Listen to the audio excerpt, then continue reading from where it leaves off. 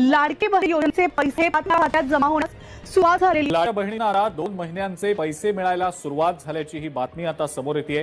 2 महिन्यांचे पैसे आता लाडक्या बहिणींच्या खात्यात जमा व्हायला सुरुवात झालेली आहे. आज बहिणींच्या खात्यामध्ये 990 कोटी रुपये आज जमा झालेले आहेत. सर्वांच्या खात्यामध्ये 2 हप्ते इन्स्टॉलमेंट 3000 रुपये जमा होतील. हो, आज सकाळीच आले 9 वाजता आणि म्हटल्याप्रमाणे त्यांनी ती शब्द पाळलेला आहे. आम्हाला वाटत होतं की येतील की नाही येतील, पण आज आलेले आहेत. विनंती जमा झाले ते 3000 रुपये. मला मेसेज आला. लाडकी बहीण योजनेच्या लाभार्थी महिलांना जानेवारी महिन्याचे 1500 रुपये आणि फेब्रुवारी. नमस्कार माझ्या महाराष्ट्रातील तमाम लाडक्या बहिणींनो, आज मी तुमच्याशी अतिशय महत्त्वाचं बोलणार आहे. कारण विषय तसा आहे. आजचा हा व्हिडिओ केवळ माहिती नाही तर आपल्या हक्काचा पैशाचा प्रवास आहे. बहिणींनो, गेल्या काही दिवसापासून तुम्ही खूप अस्वस्थ होतात. कुणी म्हणत होतं योजना बंद झाली, कुणी म्हणत होतं पैसा आता कधीच येणार नाहीत. पण आज मी तुमच्या समोर मंत्रालयातील तो सत्य इतिहास मांडणार आहे. अजितदादा पवार ज्यांनी या योजनेसाठी अहोरात्र कष्ट घेतले, त्यांच्या जाण्यानं नेमकं काय झालं आणि आता उपमुख्यमंत्री एकनाथ शिंदे साहेबांनी तो प्रलंबित प्रश्न कसा मार्गी लावला. पुढच्या काही मिनिटात मी तुम्हाला 10 जिल्ह्यांची नावे तर सांगणारच आहे, पण त्याआधी हे समजून घ्या की हा उशीर का झाला. घाई करू नका, हा व्हिडिओ शेवटपर्यंत पहा, कारण 3000 रुपयांचा प्रश्न आहे. अजितदादांचे योगदान आणि तो गहाळ झालेला कागद. बहिणींनो, अजितदादांना आपण विसरू शकत नाही. मुख्यमंत्री माझी लाडकी बहीण योजना हा त्यांचा ड्रीम प्रोजेक्ट होता, पण नियतीला काही वेगळंच मान्य होतं. दादांच्या अचानक जाण्यानं संपूर्ण प्रशासकीय यंत्रणा कोलमडली होती. आता नीट ऐका.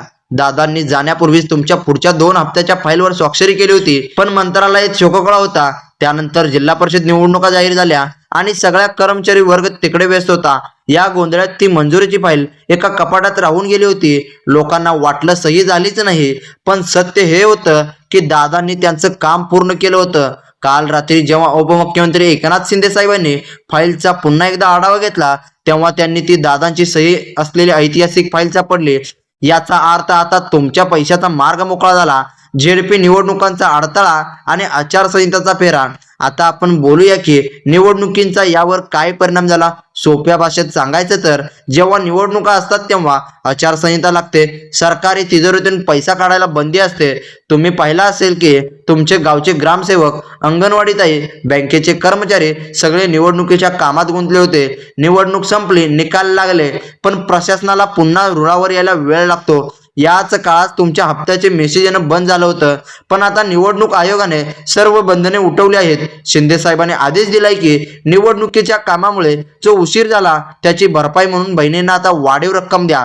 त्यामुळेच आता तुम्हाला फक्त 1500 नाही तर थेट 3000 रुपये मिळणार आहेत. हे कसं वाटतंय कमेंटमध्ये नक्की सांगा. उपमुख्यमंत्री एकनाथ शिंदे यांचा सिंगम अवतार. बहिणींनो, शिंदे साहेब स्वतः शेतकरी कुटुंबातून आले आहेत. त्यांना बहिणींच्या अडचणी माहीत आहेत. जेव्हा त्यांना समजलं की फाईल मिळाली आहे पण प्रशासन अजूनही स्वस्त आहे, तेव्हा त्यांनी मंत्रालयात तातडीची बैठक घेतली. त्यांनी अधिकाऱ्यांना स्पष्ट शब्दात सुनावलं, जर माझ्या लाडक्या बहिणींच्या खात्यात वेळेवर पैसे गेले नाहीत तर कारवाईला तयार राहा.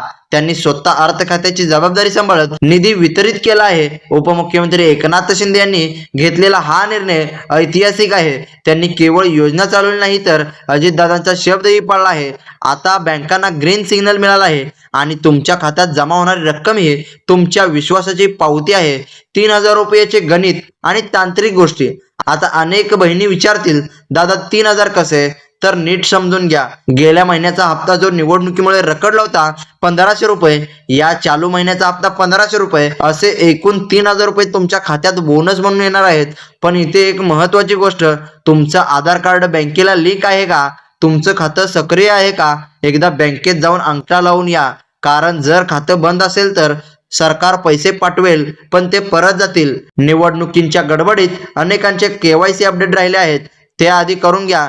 हे मी तुम्हाला खूप मनापासून सांगतोय, कारण तुमचं नुकसान होऊ नये यासाठी मी तुम्हाला मनापासून सांगत आहे. त्यामुळे तुम्ही KYC अपडेट करून घ्या. त्या 10 जिल्ह्यांची महाघोषणा आणि सविस्तर माहिती म्हणजेच लाडक्या बहिणींनो, येणाऱ्या काही सेकंदातच मी तुम्हाला पुढील 10 जिल्ह्यांची नावे सांगणार आहे. त्यामुळे व्हिडिओ हा तुम्ही लास्टपर्यंत, शेवटपर्यंत आणि मन लावून पहा. नाहीतर तुमचा जिल्हा मिस झाला तर तुम्हाला पैसे येणार की नाही हे तुम्हाला कळणारच नाही. त्यामुळे तुम्ही मन लावून व्हिडिओ पहा. नाहीतर तुम्हाला जर वेळ नसेल तर तुम्ही हा व्हिडिओ सेव्ह करून ठेवा, कारण लाडक्या बहिणीनं तुमच्या 3,000 रुपयेचा हा सवाल आहे, त्यामुळे लाडक्या बहिणीनं हा व्हिडिओ लास्ट पर्यंत मन लावून पहा. तर लाडक्या बहिणीनं आता आपण सुरुवात करूया. आता ती वेळ आली आहे ज्यासाठी तुम्ही एवढा वेळ थांबलात. हे 10 जिल्हे निवडीमागचं कारण म्हणजे इथली निवडणुकींची कामं 100% पूर्ण झाली आहेत आणि बँकांचे सर्व्हर अपडेट झाले आहेत. तर लाडक्या बहिणींनो आता आपण पहिला जिल्हा पाहूया. तर लाडक्या बहिणींनो पहिला जिल्हा आहे तो म्हणजे पुणे जिल्हा. अजितदादांचे कर्मस्थान. इथे सर्वात आधी 3,000 रुपयांचे वाटप सुरू होत आहे. म्हणजेच लाडक्या बहिणींनो सर्वात प्रथम पुणे जिल्ह्यामध्ये लाडक्या बहिणींना पैसे येण्यास सुरुवात झाली आहे. पण त्याच्यानंतर आता आपण दुसरा जिल्हा बघूया. तर लाडक्या बहिणींनो दुसरा जिल्हा आहे तो म्हणजे सांगली जिल्हा. सांगलीच्या लाडक्या बहिणींनो आता खूप संयम ठेवला, पण त्यांना सुद्धा आता फळ मिळणार आहे. म्हणजेच लाडक्या बहिणींनो त्यांच्या सुद्धा खात्यामध्ये आता 3,000 रुपये मिळणार आहे. त्यामुळे सांगलीच्या लाडक्या बहिणींचा आता संयम संपला आहे. त्यामुळे लाडक्या बहिणींनो लगेचच म्हणजेच काही तासातच सांगली जिल्ह्याच्या लाडक्या बहिणींच्या खात्यामध्ये 3,000 रुपये जमा होणार आहेत. तर लाडक्या बहिणींनो याच्यानंतर आता आपण तिसरा जिल्हा पाहूया. तर लाडक्या बहिणींनो तिसरा जिल्हा हा आहे तो म्हणजे कोल्हापूर जिल्हा. तर इथल्या बँकांना निधी प्राप्त झाला असून काही तासातच लाडक्या बहिणींनो मेसेज येतील. म्हणजेच कोल्हापूरच्या लाडक्या बहिणींना सुद्धा काही तासातच आणि काही मिनिटातच लाडक्या बहिणींच्या खात्यामध्ये पैसे येऊ शकतात. त्यामुळे लाडक्या बहिणींनो तुम्ही हा व्हिडिओ शेवटपर्यंत पहा, कारण लाडक्या बहिणींनो व्हिडिओच्या शेवटी सुद्धा तुम्हाला एक महत्वाची गोष्ट सांगणार आहे. त्यामुळे लाडक्या बहिणींनो तुमचा जिल्हा झाला म्हणजे लगेच स्किप करून जाऊ नका. तुम्ही थोडा वेळ थांबा. याच्यानंतर एक तुम्हाला महत्वाची माहिती सांगणार आहे. त्यामुळे लाडक्या बहिणींनो तुम्ही लगेचच स्किप करू नका. आता आपण याच्यानंतर पुढचा जिल्हा पाहूया. तर लाडक्या बहिणींनो याच्यानंतर 4 नंबरचा जिल्हा पाहूया. तर लाडक्या बहिणींनो 4 नंबरचा जिल्हा आहे तो म्हणजे सातारा जिल्हा. साताऱ्यातील दुर्गम भागातील बहिणींनी यावेळेस प्राधान्य देण्यात आलं आहे. म्हणजेच साताऱ्यातील लाडक्या बहिणींना सुद्धा थोड्याच वेळामध्ये पैसे अकाउंट मध्ये येणार आहेत. त्यामुळे साताऱ्याच्या लाडक्या बहिणींचा सुद्धा आता संयम संपलेला आहे. तर लाडक्या बहिणींनो याच्यानंतर आता आपण पुढचा जिल्हा पाहूया. तर लाडक्या बहिणींनो पुढचा जिल्हा आहे तो म्हणजे सोलापूर जिल्हा. सोलापूर जिल्ह्यातील पात्र महिलांची नवीन यादी प्रसिद्ध झाली आहे आणि त्या सर्व लाडक्या बहिणींना आता खटाखट येणाऱ्या काही तासातच त्यांच्या अकाउंटमध्ये पैसे यायला सुरुवात होणार आहेत. आणि जर तुम्हाला पैसे आले असतील किंवा अजून आले नसतील तर तुम्ही कमेंट करून सांगा तुम्हाला नेमके पैसे आलेत की नाही, हे आम्हाला कळेल. त्याप्रमाणे अजून आम्ही जास्तीत जास्त माहिती तुमच्यापर्यंत पोहोचू. त्यामुळे लाडक्या बहिणींनो तुम्ही कमेंट करायला सुद्धा विसरू नका. त्यानंतर आता पुढचा जिल्हा पाहूया. तर लाडक्या बहिणींनो पुढचा जिल्हा आहे तो म्हणजे छत्रपती संभाजीनगर. तर मराठवाड्यातील या जिल्ह्यासाठी शिंदे साहेबांनी विशेष निधी मंजूर केलाय. त्यामुळे संभाजीनगर जिल्ह्यामध्ये सुद्धा आता काही तासातच पैसे येणार आहेत. त्यामुळे संभाजीनगरच्या लाडक्या बहिणींसाठी सुद्धा ही खुश खबर आहे. त्यामुळे लाडक्या बहिणींनो तुम्हाला हे पैसे लवकरात लवकर येणार आहेत. लाडक्या बहिणींनो याच्यानंतर आता आपण पुढचा जिल्हा पाहूया.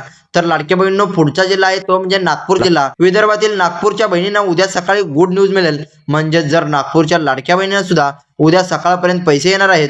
त्यामुळे नागपूरच्या लाडक्या बहिणींनी सुद्धा आता संयम संपला आहे. त्यामुळे नागपूरच्या लाडक्या बहिणींनी सुद्धा आता खुश होऊ लागले आहेत.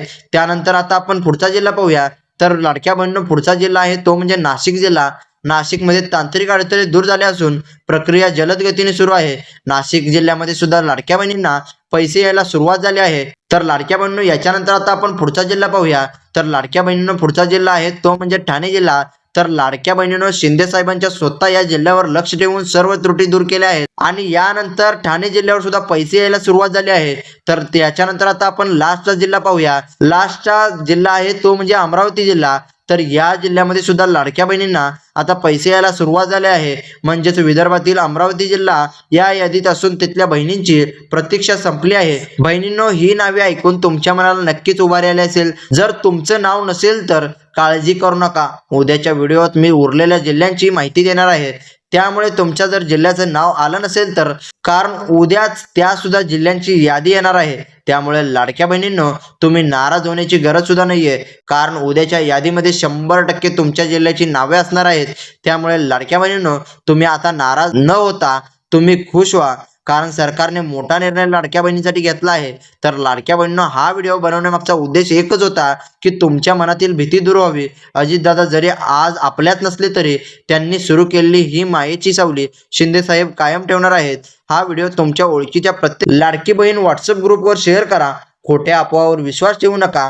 तुमच्या खात्यात पैसे आले की नाही हे मला तुम्ही कमेंटमध्ये सांगायला विसरू नका. तुमच्या एका लाईकने आम्हाला ताकद मिळते आणि आपल्या चॅनलला सबस्क्राईब करायला सुद्धा विसरू नका, कारण लाडक्या बहिणींनो अशाच प्रकारची नवनवीन व्हिडिओ आपल्या चॅनलवर आम्ही घेऊन येत असतो। त्यामुळे लाडक्या बहिणींनो तुम्ही आपल्या चॅनलला आत्ता सबस्क्राईब करून ठेवा। धन्यवाद। जय हिंद, जय महाराष्ट्र, जय शिवराय।